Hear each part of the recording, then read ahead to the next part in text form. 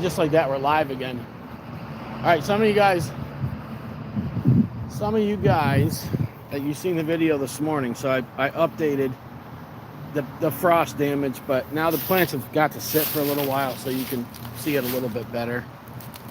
This is what happens when Jack Frost comes to play with your pepper plants. So it's weird because the bottoms are still looking all right here. You know, there's a T-Rex on there trying to ripen. He looks like a good contender for. I'm gonna pick him. I'm gonna pick him. If you're watching the replay, smash that like button, folks. This is educational stuff right here, and it could come in handy someday.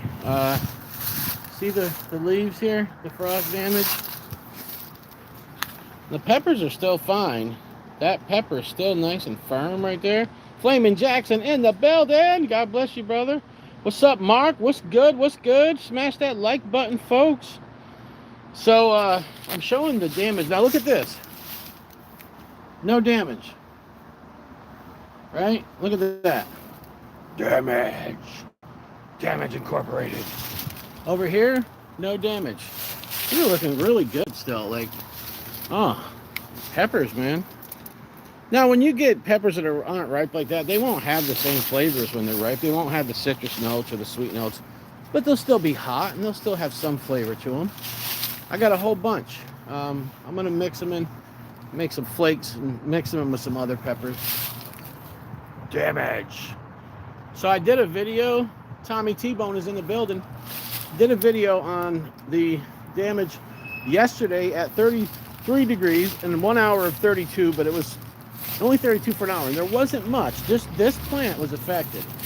Okay, that plant, the leaves turned a little bit yellow and it got a little bit saggy. However, all of these 33 degrees did not touch them, but it was 28 and 29 degrees last night, and I showed them this morning, and they didn't look as wretched, but now they've had time to sit, you know. So God is awesome, though. It's been such a great season, and I'm very thankful. It's been a long season, man.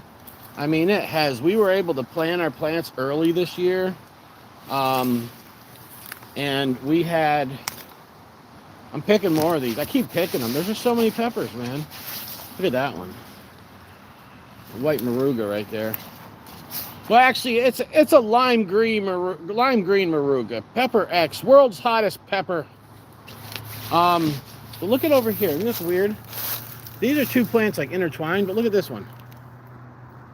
It's like nothing happened. No frost damage, right? But this thing is wretched and decrepit. These over here, these plants were pretty burned out, so they didn't have much value. Over here we got the pre-metallic plant. Like I said, this was malnourished because I didn't fertilize it at all, and it was kind of burned out anyway. So I don't care. I don't care about any of these plants. They're gonna die. It's the end of season. But that's what it looks like, man. So that's what it looks like when you have frost damage to pepper plants or any plant. Tomato plants will look like this, you know. Like I said. Now, if you take a pepper like this little tiny thing like this, right? Something small like this, it's going to have less heat and a little bit less flavor because it's not mature. Something like this, I just had one, all right? I had two of them. I sliced up a couple of these unripe ones and I put them on my pizza for lunch. They were hot. I got lit up. So they still got some heat. They're still useful, man. You don't want to waste them. You make a nice verde sauce with these guys. I mean, a beautiful. Look at all them pods. Look at them peppers. They got frost damage, but I'll still pick them. Eat them on a ham sandwich. Look at these peppers. Look at these peppers. Look at these. I got you, Jackson. I got a pocket full of peppers right now. Look at that. That's crazy, right? Yeah. Ooh, it's cold out here. I'm gonna go sit in the cab for a minute and chat with you guys since I'm on lunch break. Let's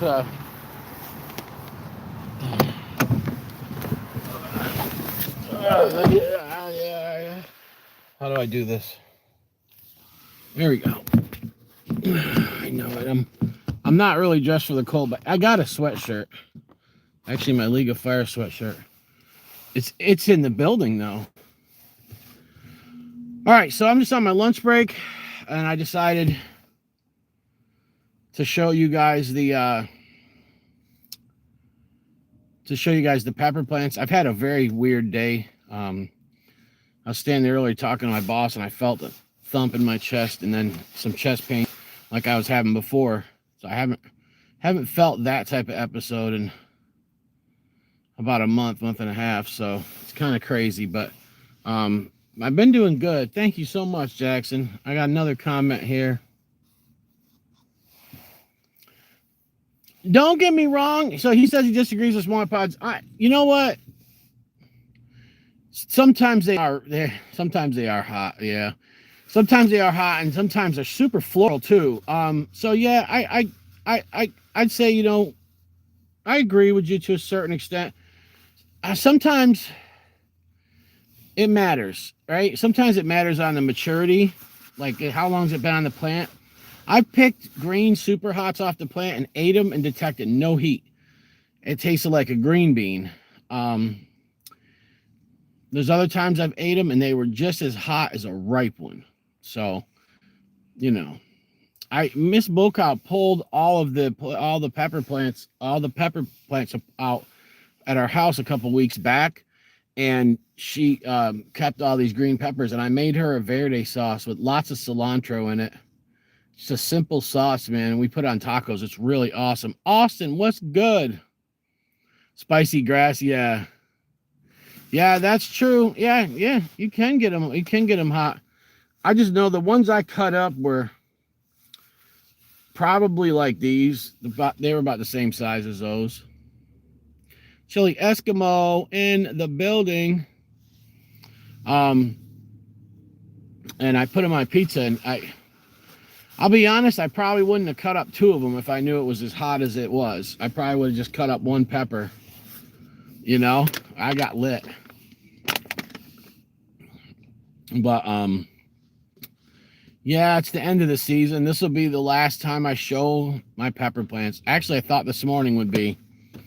But the thing was that the full damage hadn't settled in yet. The leaves were still falling from the frost, from the freeze.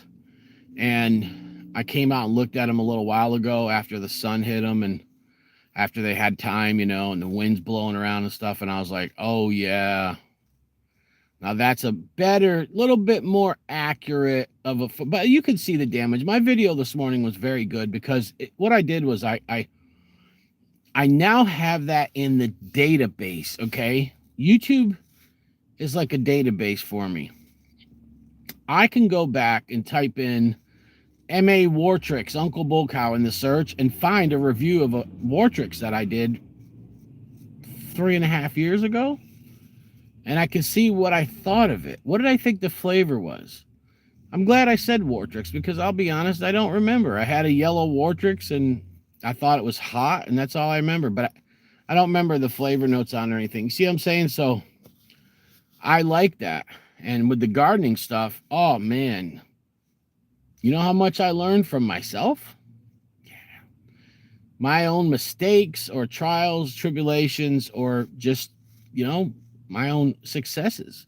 I do. So now I could say, because a couple years back, it got down to like 35 one night, and I brought a bunch of plants inside, and that was stupid of me to do.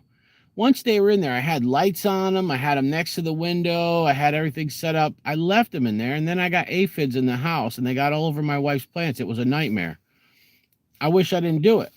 The worst part is it only got to 35, and then it was nice for 2 weeks. I could have left them outside. So that was a big mistake. Cost me a lot of money. I had to buy aphid lions. I don't know if you guys know what those are. They're green lacewing larvae. They look like little monsters, but they crawl along the plant and eat the aphids. Had to buy 4 or 5 rounds of those to get rid of the aphids on her plants. It was a nightmare. Last year, so that was 2 years ago. Last year, I brought some plants inside my job. Now there's no rare exotic plants inside of my office, so there's nothing aphids can do anything to, so it doesn't matter.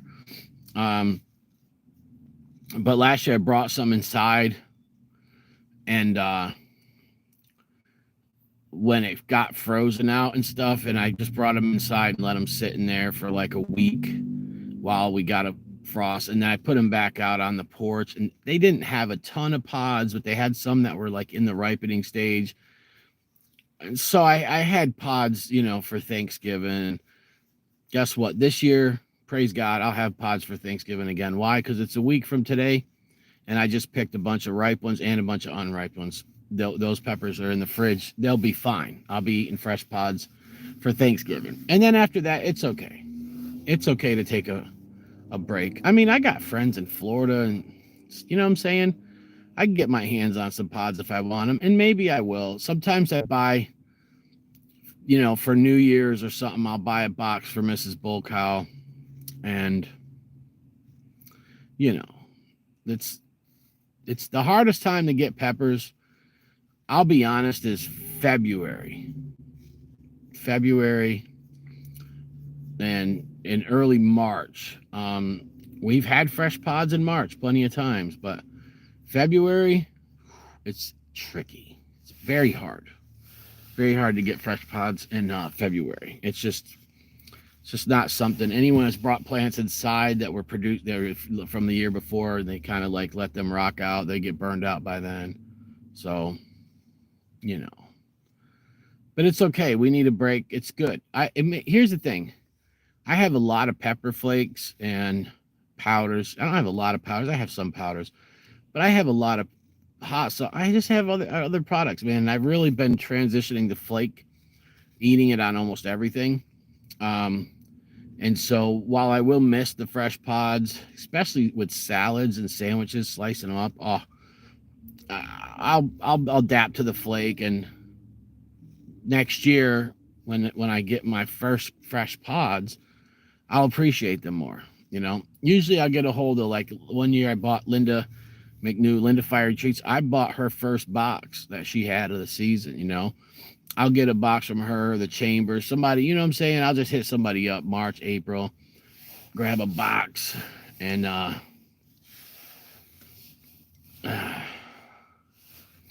yeah, I like the flakes better than powder too.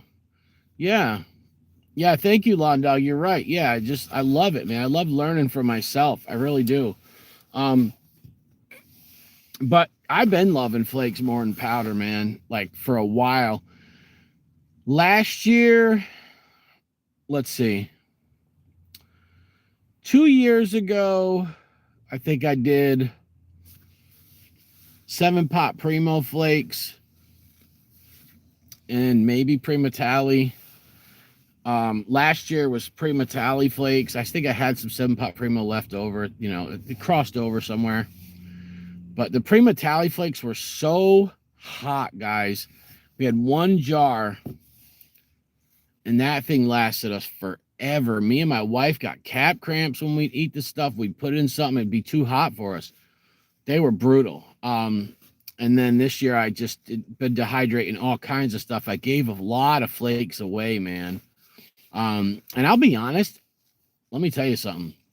While I love those 7-pot Primo and Primatali flakes on it, some of these flakes that I made where I've thrown a couple of unripe green pods, or I've thrown yellow or white, stuff that's milder, I like them flakes even better because I can put more on my food and taste the different peppers, the complexities of it.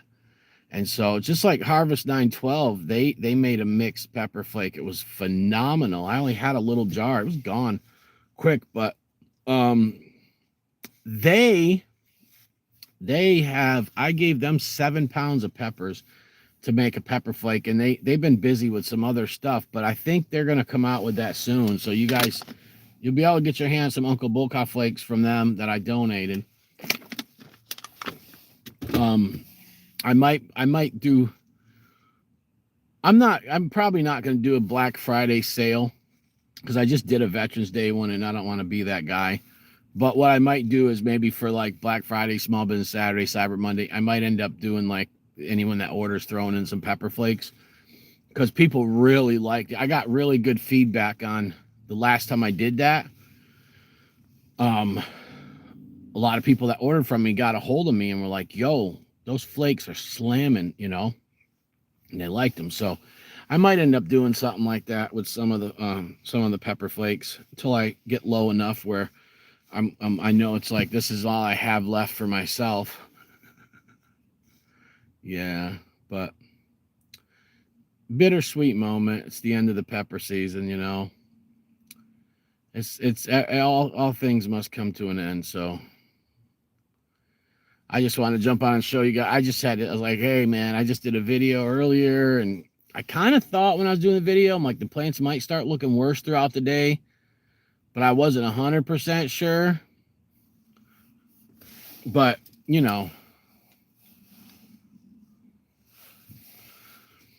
so in those little jars, oh Austin, I think you might have got some from me. It was just whatever I had. I think at the beginning there was some. There might be a little bit of KSLS in there and stuff. There was definitely Primatali, white Moruga scorpions, those peach scorpions, and then a few unripe pods here and there. There was some lemon ghostlies, there was some red fatales in there. And some of the earlier batches of it, it's kind of like whatever I pick and pluck the stems off and cut in half and throw in the dehydrators. So it's nothing I sell. It's just I give it away. So it's whatever I'm eating. But every batch I've made has been phenomenal. And I made some with the peppers that I gave to Harvest 912. So they have lemon ghost, red ghost, white Moruga, white knight, yellow Carolina Reaper, and yellow fatale and red fatale. So they have a very complex mix. I did take some of that and dehydrate it and made a little flake, and I put some of it in one of the R&D hot sauces, or two of them that I made. Oh yeah, that stuff's gonna be legit, man. They're gonna come out with that. I don't know when. They already dehydrated all the peppers a while back, so I just think they're waiting to come out with the flake because they had other products. They had just came out with the new black cow lick, and we're really pushing that. They just made the Maddie's patty, and that's what's coming out next. And so I think they're probably going to work on the pepper flakes sometime after they get done with all this stuff. And so, yeah, so keep an eye out for that. I can't wait. That's right, lawn dog. Get high off your own supply. You know what, man? Hey, it's just cheaper that way, It is. It's just, yeah, I don't grow for like my commercial stuff. I have, certified farms grow for my sauces and everything. All of that stuff, the sauces, the powders, everything, the powders for the challenges, everything comes from certified sources. My personal stuff, I'll make my wife a couple batches of hot sauce. We'll give out peppers, and then make some flakes or something like that. You know what I'm saying? So I'm slowing down my growing, like my amounts. I've had pretty decent yields, so I mean, there was years where a couple years ago, and I grew all those plants on the deck outside of my work. You guys seen them, man. They were getting too much sun there. It just was too hot. I mean, the growing conditions weren't great. They were in the pots. They didn't have anything under the pots but wood. My yields, the yields weren't great. My stuff in the garden, oh man, was great. And the stuff in front of my house was decent. So, but I've learned how to just get by and do what I do, man, and I'm happy with it. So that's really awesome. But yeah, I'm that guy. Oh yeah, thank you, Austin. Yeah, man, that's awesome. I'm glad you liked them. I did. I got good feedback from the people that tried the pepper flakes. They really did dig them. They were like, "Yeah, man, like this stuff is legit." I'm like, "All right." I'm like, and it was weird because I've tried all kinds of pepper flakes, but they were solo. So I love Carolina Reaper pepper flakes. Absolutely love them. Ghost pepper flakes, Prima Tally, all that stuff. And then I tried blending them, putting some of the super hot reds and maybe throw a couple chocolates or peaches in there, but then a lot of like yellow and white pods. Yeah. And I found I'm like, ooh, this is complex. And because some of those pods aren't as hot as the reds, you can handle a little bit more. And then so you get more of the pepper flavor. Yeah, but I still like to buy stuff from others. That's the problem with me. I have not came out with a red sauce on the bus in the building. I haven't came out with a red sauce yet, like on the market, like that's like in production, FDA approved, nothing. I haven't done that yet. So I really try to buy red sauces from people because I don't have one out, and I love them. And I've made red sauces, small stuff. I'm gonna make my wife a batch here soon, guys. I don't know when I'm gonna get around to it. We have our own hot sauces that we eat, and I just found a big jar. I think I need more than that one big jar, but it's just gonna matter. It matters. I'll if I feel in the mood for it. But every year I make my wife a Prima Tally 7-pot Primo kind of sauce, something that's super duper hot, red sauce. Last year I did the painful, or no, what's it called? Profane Primo. And I did the red one, that roasty ghosty with roasted garlic ghost pepper sauce. Oh, I made 2 red sauces last year. They were amazing. But I will make her a batch, not a lot, maybe a couple of quarts or something, because she just absolutely loves it, and I do too, man. Especially like when we have like chili mac and just certain stuff that my sauces don't go on, man. I'm sorry. She eats them, Mad Mash. She eats that on almost everything, but there's just some stuff I just need a red sauce, a good red sauce. It doesn't have to be fancy. Just red pods, vinegar, garlic, maybe a little onion, some salt, like simple. Um, and I like to mix the pods because the Prima Tallies are too floral. They're too floral and they make the sauce bitter. You got to put other pods. So this year, what I have is Prima Tallies that I grew, red Fatales that my partner grew, and then some red habaneros. I bought them from a grocery store and put them in the freezer. So I got enough put aside. I make Mrs. BullCow a nice red sauce.